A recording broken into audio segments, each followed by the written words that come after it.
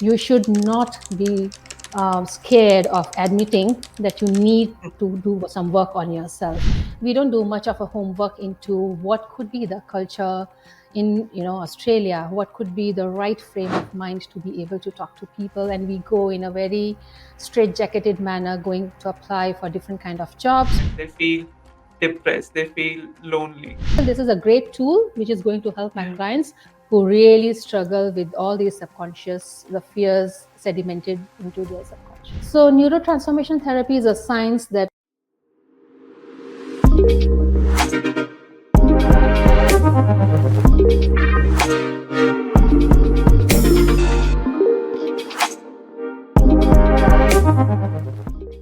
Today we have Shakun Naring. Thank you so much, Shakun, for coming. Hello, Daksh. Thank you for having me here. Right, when I was doing bit research about you, I realized you have done so many things and there is so much to discuss. Why don't you give a short introduction about yourself to our audience? Okay, thank you so much. I'm really glad that you are taking interest in what I have done. I had not seen it coming when I came first in 2023 to Sydney. I had been a kind of a nomad for about 16 to 18 years now.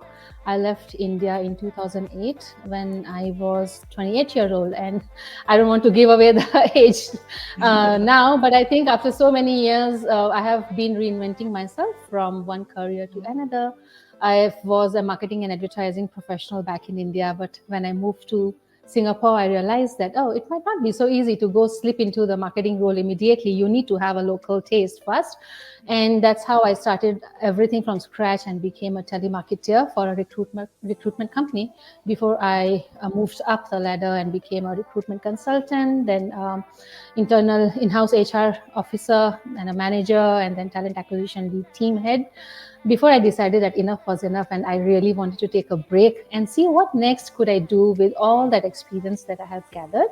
And that embarked me on my journey of becoming a coach. And what better than being a career coach if you had been into recruitment and HR and sales for so long.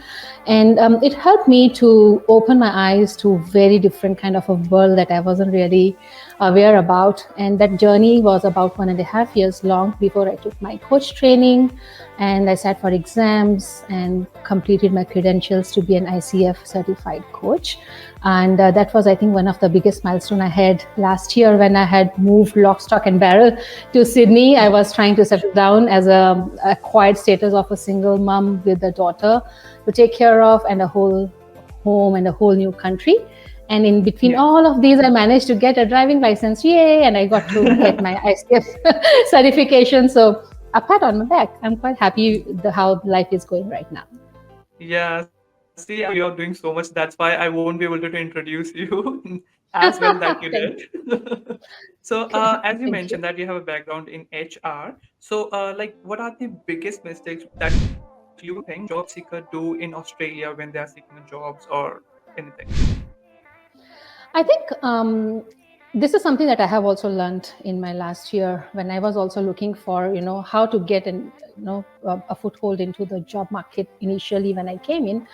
I realized that we all fall prey to our overconfidence. We feel that, we have so much of experience back home, people will be ready to snap us up immediately. We don't do much of a homework into what could be the culture in Australia, what could be the right frame of mind to be able to talk to people, and we go in a very straitjacketed manner going to apply for different kind of jobs with the same standard CV. Sometimes we fall prey to just doing the very basic of sending a CV and then twiddling our toes and, hey, rejections are coming in, nothing is happening, and we self-talk ourselves into a whole negative mindset of this is not going to happen. Another mistake that most of us we end up doing is people who have been in the same boat as us, and then they say, hey, no, for the first 6 months, you can't even expect a decent job. You have to start from a cleaner's job or do something else. Or so sometimes all that snowballs into lacking the confidence in your own abilities, and you feel like, oh no, where did I set myself in for? And eventually you decide that it wasn't the greatest decision of all.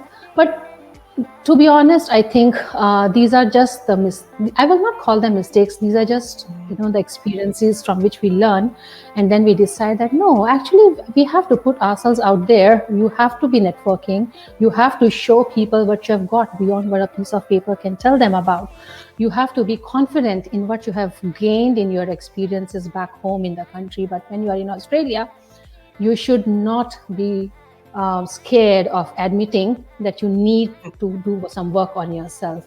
Sometimes I've seen people getting very offhandish about, no, Asita Punjabi hai, this is how we talk, this is how we live, this is, take me or leave me.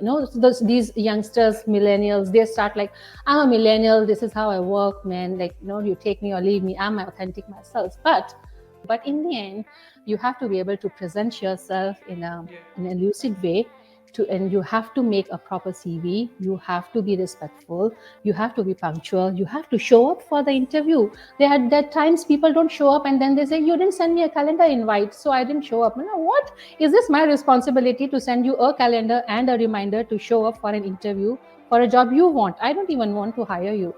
So I think with time, people do realize that they have to be more agile towards how to show up for their own job needs.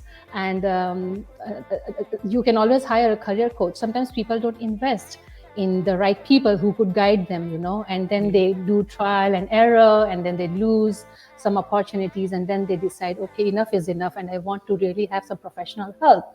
Go for it immediately. Don't wait to lose some opportunities before you have to do that. True. Yeah, so that's something So, that I would love to share. and when you actually in the process of hiring someone, so what qualities do you actually look into a candidate, especially for someone who is new to the market, who doesn't have much experience? So, like, what you really look into that candidate? Absolutely, confidence wins hands down. We really look at people who know what they want, who know what's their form, what's the function that they can do. Even if they have no experience, at least they can articulate well to tell us that this is what I want to do. So, for example, as a recruiter or even as a hiring manager, my favorite question is that if you have every facility in the world, you are given the full power to create a role for yourself. Nobody's stopping you. What's your ideal role that you will want to work for? And believe me, people can't share. They have no idea what exactly would make them click.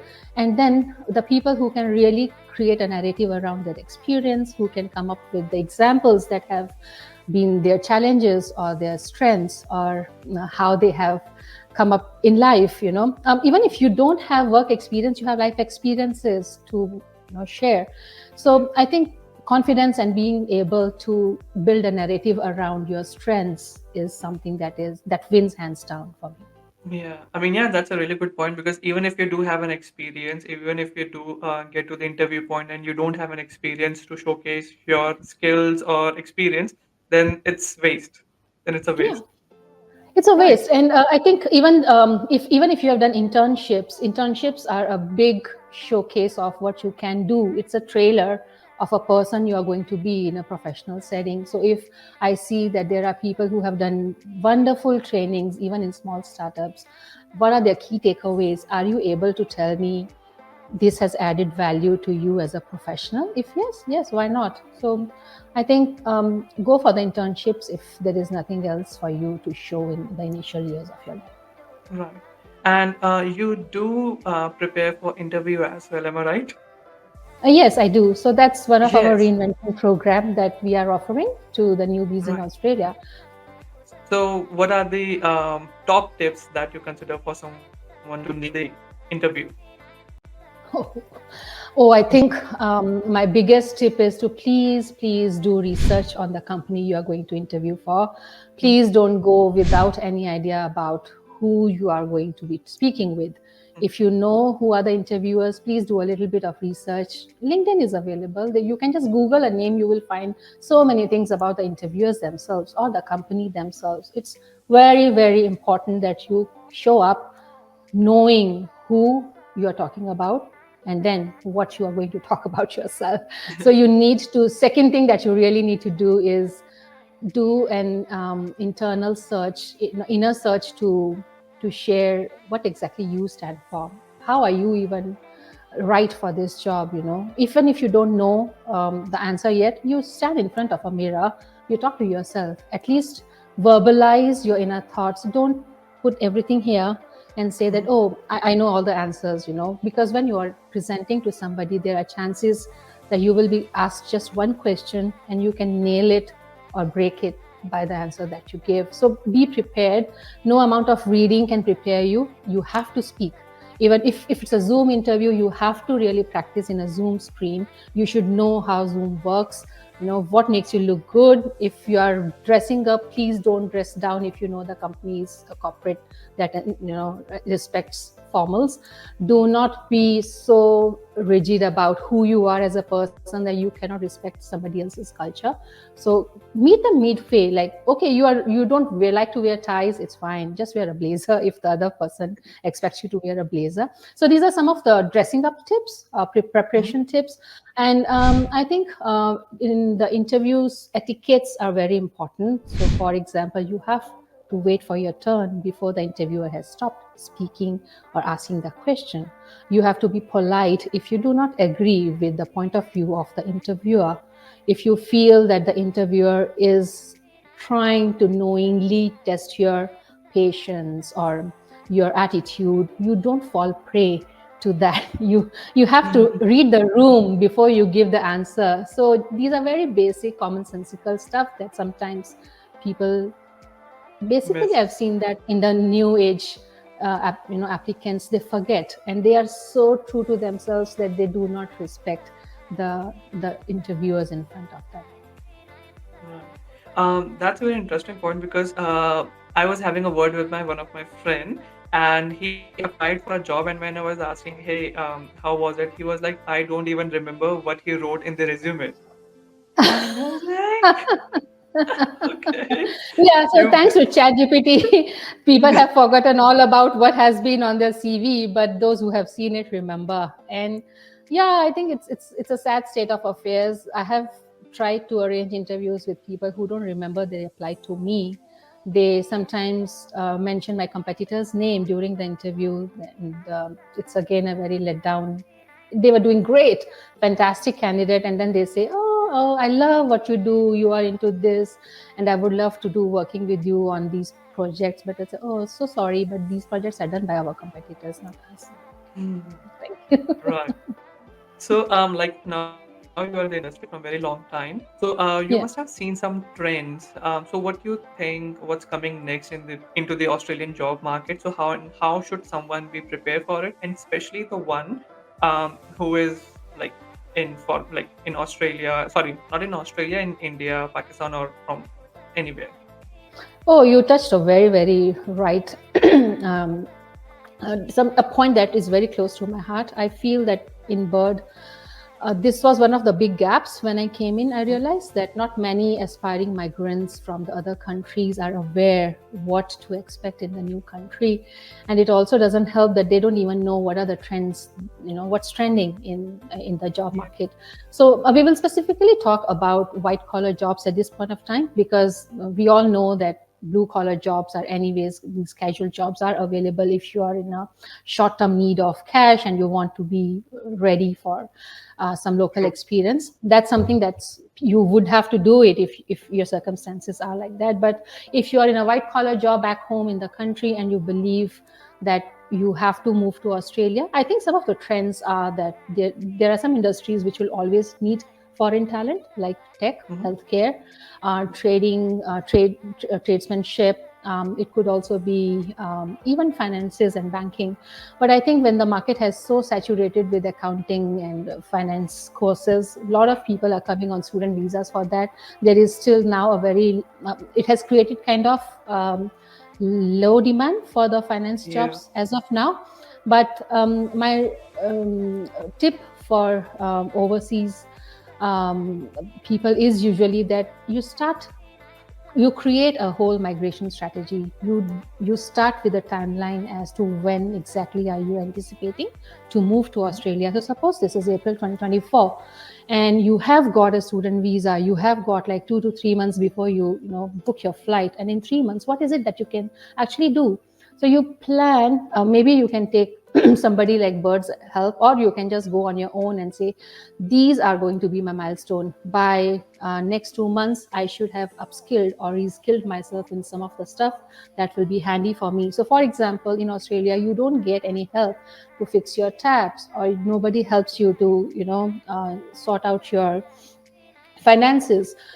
If you have been always reliant on somebody else to manage your finances or do stuff for you, this is a time for you to actually get into a simulation mode and do everything yourself, so that you are ready to shoulder that responsibility when it comes into picture.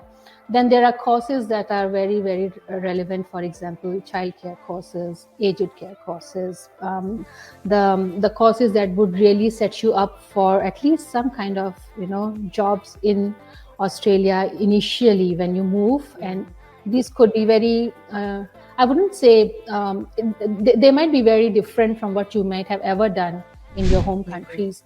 So you need to prepare for that. If you want to do a nursing course, start doing a nursing course, but make sure those courses are recognized in Australia, so that you do not really end up investing into something that doesn't translate into a success out here. You also need to do regular conversations with people who are already here, but make sure you are talking to people who have made it. Do not really talk to people who have not made it, or you feel that they might be the people who will actually dissuade you from coming. Sometimes people have different, everybody has a different journey, and then they may have their own weaknesses that did not let them succeed in whatever they set out to.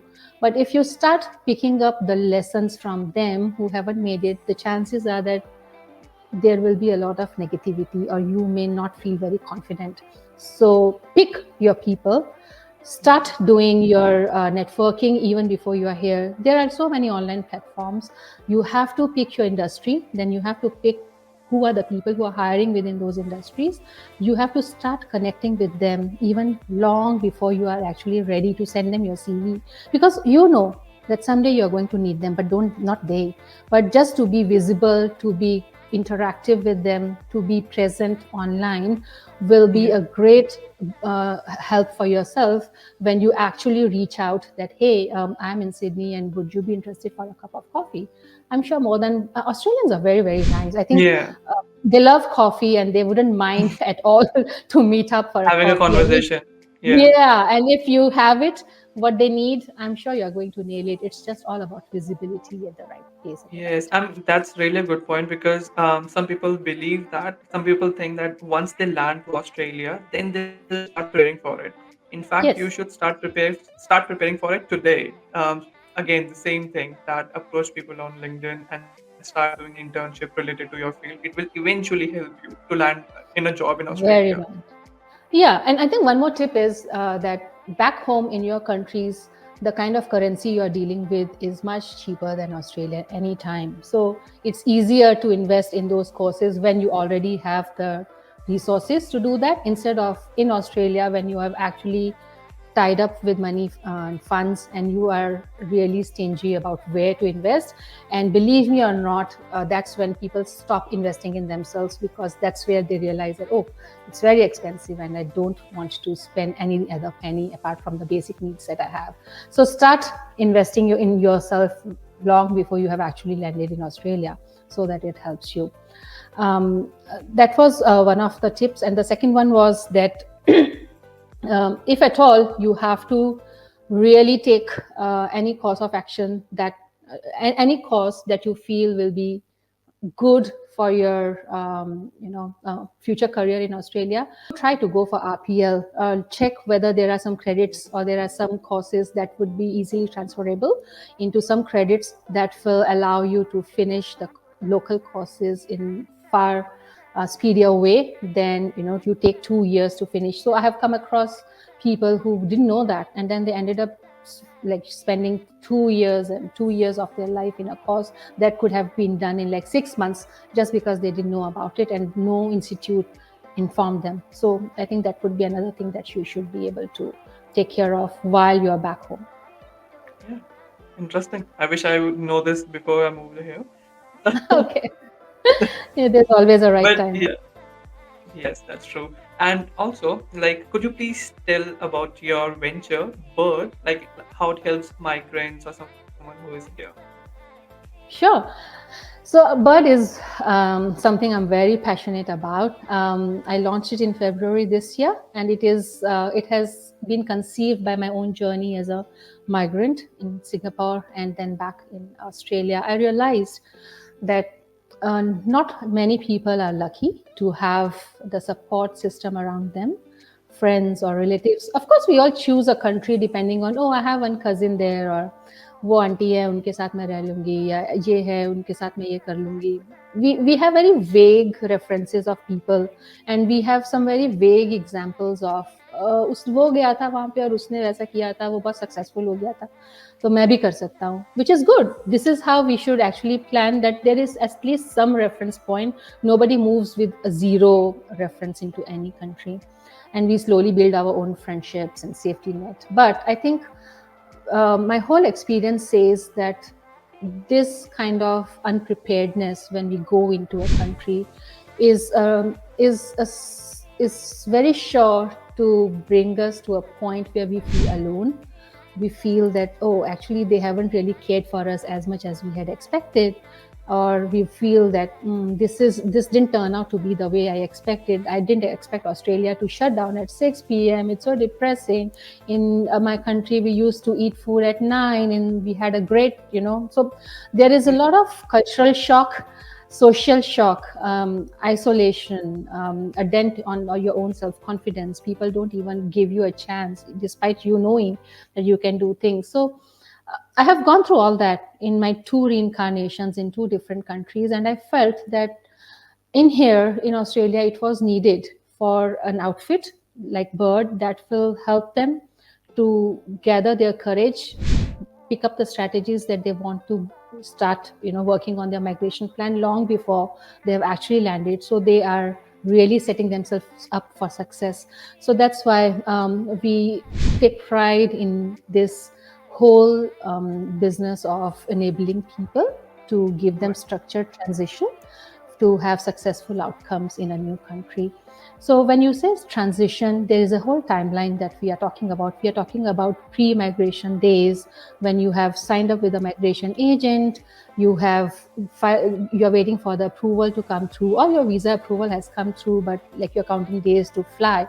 But what are you doing with those waiting days? So like I said earlier, those are the times when Bird can help you prepare your whole migration strategy, what courses or skills that you are expected to take up, then what kind of courses you should actually take up, what are the institutes where you should be actually applying to upskill yourself.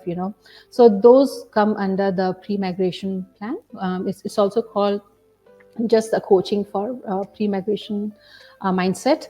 And we also help in resettlement services. Resettlement is basically we become your point of contact if you have decided to come to Australia.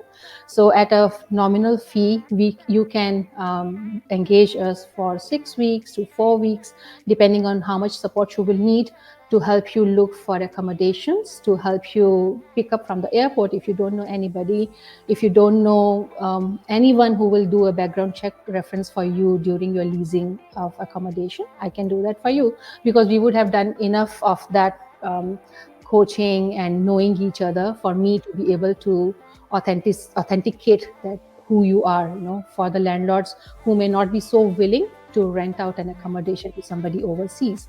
And as the time moves on, you have landed here, you feel that you are going through the whole that that inevitable phase where you feel low on confidence, or you feel that you don't have a social circle or network. Our reinvention program can help you pick up those bits and pieces. So it's basically what. So suppose Daksh, you are the newbie and you say, "Hey Shakun, I want to chat with you.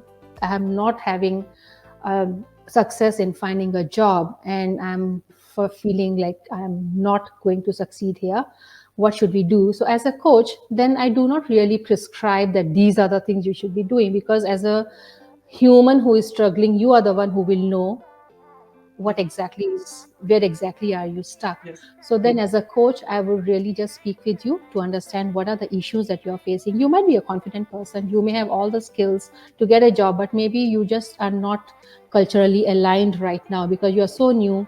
Maybe you haven't updated your CV, or you haven't upgraded your communication skills.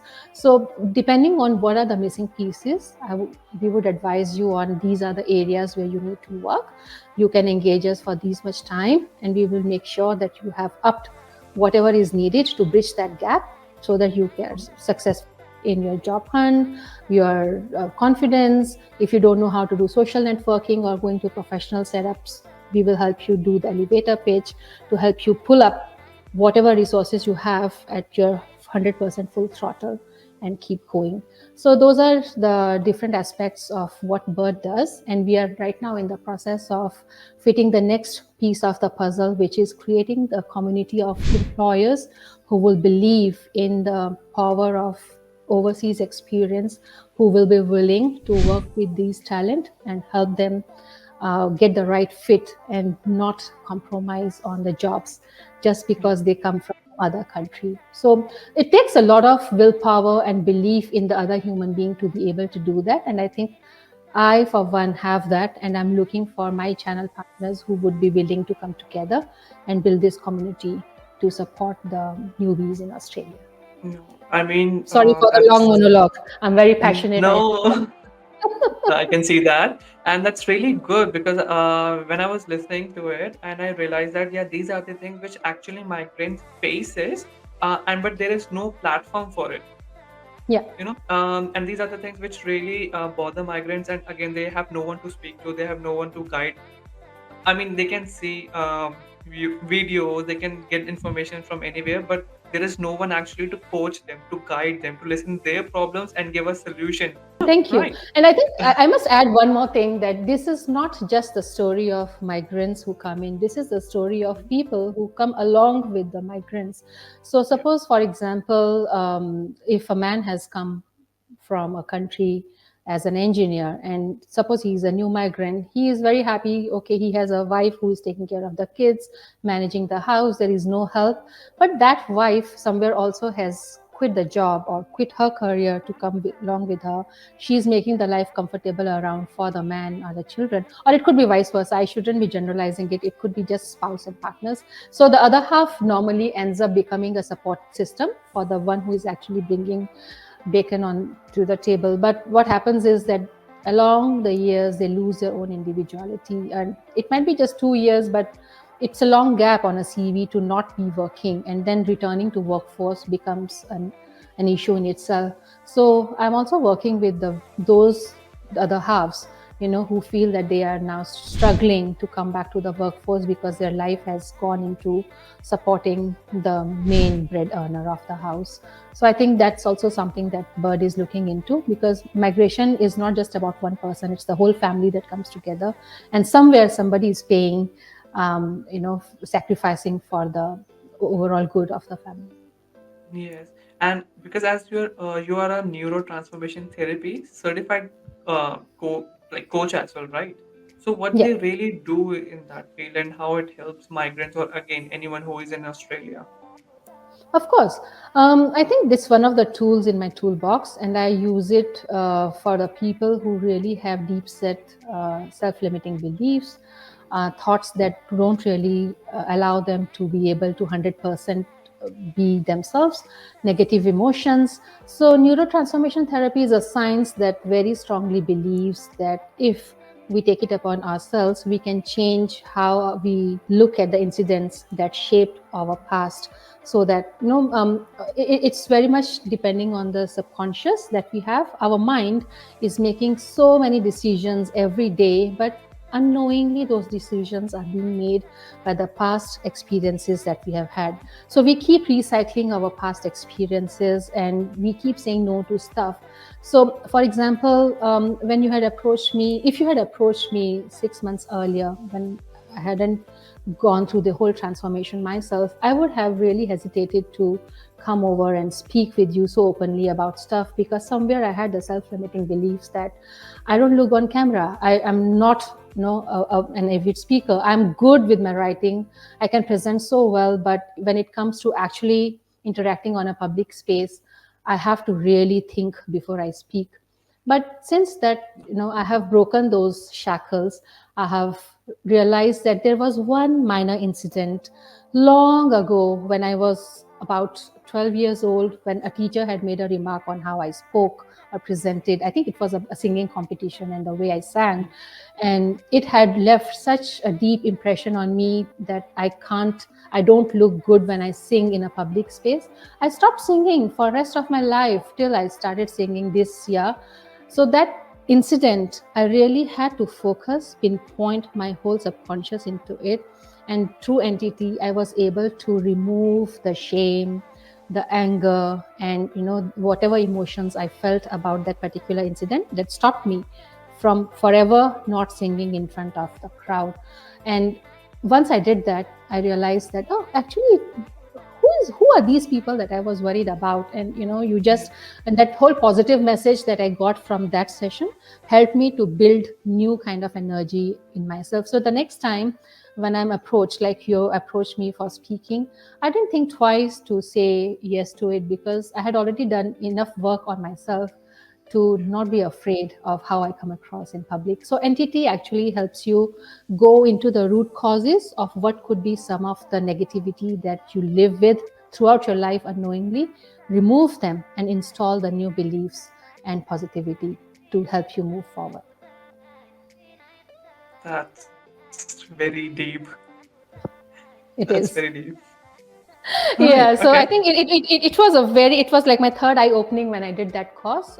This is a Yeah. wonderful course, and I'm going for the masters in July for this, to go more in depth about it, because I feel this is a great tool which is going to help my Yeah. clients who really struggle with all these subconscious, the fears sedimented into their subconscious.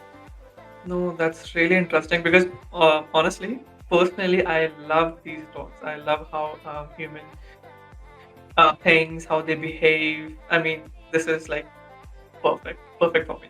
Right. So let's Wonderful. and as you're a migrant as yourself, and you're a certified coach as well, so you know like when any migrants move to any country like Australia or any other country, initially they have a mixed feeling. Like they have a different mindset. They feel depressed. They feel lonely. So like, what do you think? Like how one should tackle those emotions? I think what helped me was coaching, definitely. It was not an easy decision for me to move last year in January, when I moved lock, stock, and barrel with just a kid, leaving my husband and my elder daughter back in Singapore. It was a decision made out of circumstances because those two could not move, but it was important for me to move at that time because the younger one needed to go to grade 6, and we just didn't want to lose out on our visa time. So it just occurred to me that I had signed up for something that I was not ready for, despite being I have lived forever in a foreign country. I'm so confident. I'm independent. I love building things from scratch. But still, there was this ongoing fear that Australia is not my country, and I don't know anybody except a family there. I have 2 cousins there, and how will I live? And there was this steady stream of negativity in my mind that maybe this was not a right decision. I think my biggest challenge, I had never driven a car for 16 years back in Singapore. We don't really drive so much. So I didn't have a driving license, and that was one big issue with me. And I had to take about 10 sessions, and every few sessions there'll be streams of tears, and car my car instructor became my coach, and I was like, i had to I had to really share with her everything else that was really bothering me, which was stopping me to actually do the driving as she wanted me to do. So sometimes it all accumulates, the whole Yeah. loneliness, not knowing people, the feeling of like, oh, the everything used to happen automatically with a helper. Now there's no helper. I Yeah. have no career. I have taken a break, and I don't know whether this break will be worth all the effort that I'm making or not. And and the winters are anyway so gloomy. So as a new migrant, I can understand that sometimes just not having enough vibrancy around yourself or enough positive people to pull you up can really pull you down. And that's where you look within yourself. And I think coaching helped me quite a bit, because luckily for me, those were the times when I was actually working towards my ICF certification, and I was required to do 100 hours of coaching, which meant that I was speaking to about 2 to 3 clients a week to be able to work with them. And in return, I was also participating in getting coached for my own fears.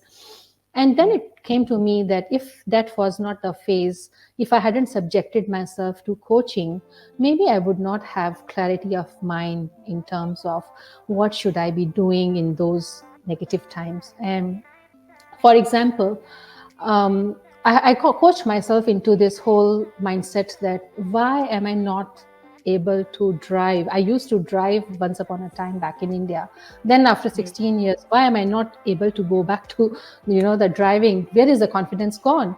And then with the coaching, it occurred to me that I was just putting a lot of pressure on myself because I believe I'm an achiever. I should be doing everything within 5 lessons.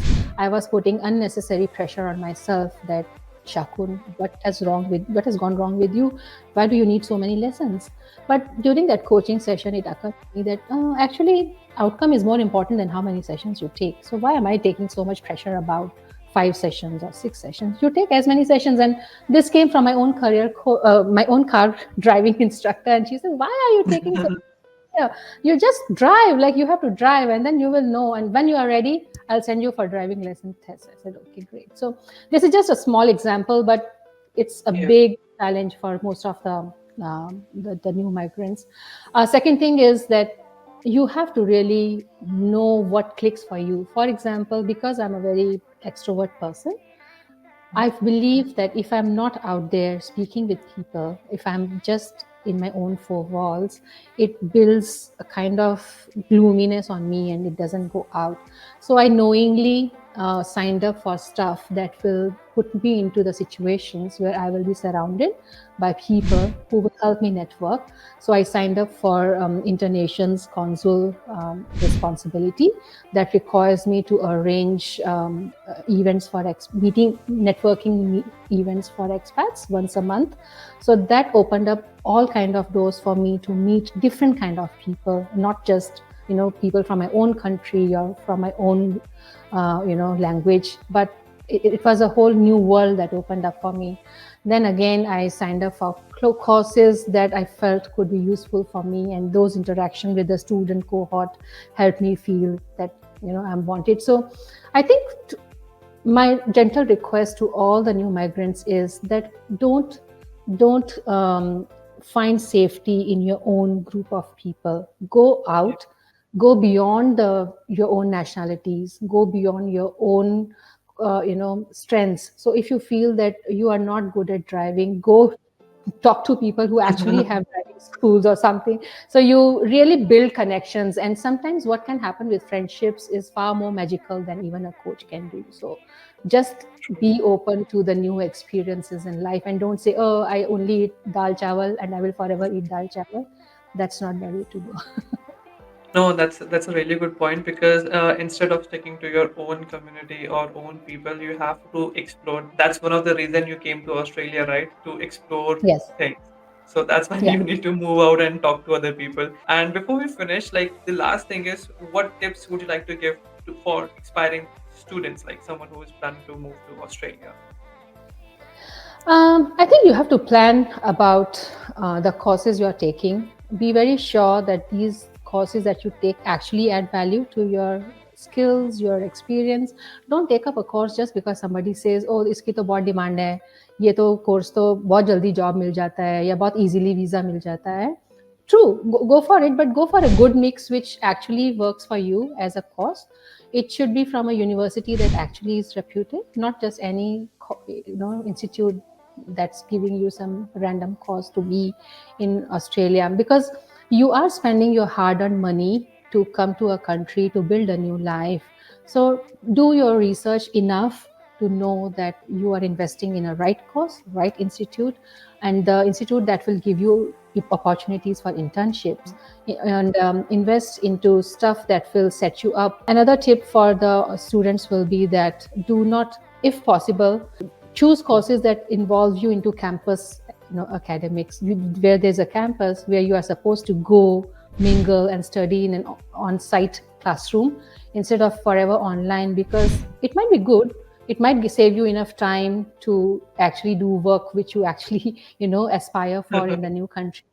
But studying in a campus environment will give you a lot of life experiences that you may miss out on if you're just studying online.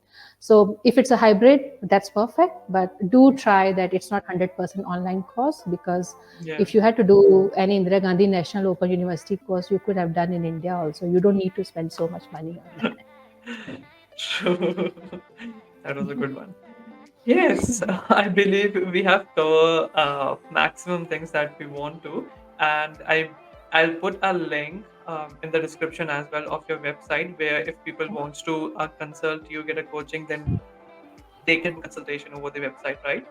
Yeah, they can. I would be more than happy to even just advise. I'm not so much into. I would love to if business comes out of Bird. It's great, but I think my motivation is to just build this whole awareness around preparedness for coming into a new country and be able to voice your inner fears in a coaching setup. If I have to do any discounted packages or anything that can support the community to at least start working towards themselves, I'm happy to do that. So I'll be more than happy in any which way to guide, advise, and help people prepare. Nice. That's so good of you. Right. Again, thank you so much for your time, and thank you so much for the listeners to watch this. And again, if you have any questions, then you can comment down below and check the link as well, where you can get in touch with Shakun. Right. Thank you Thank so you much so for much, everything. Daksh. And you were really, really great. And what you are doing for the community itself is quite appreciated. Quite kudos to you for setting up this whole channel and bringing so many people and letting people learn from the experiences of others. It's a commendable job that you are doing. So, my congratulations to you as well. Thank you so much for your kind words. Thank you. Thank you.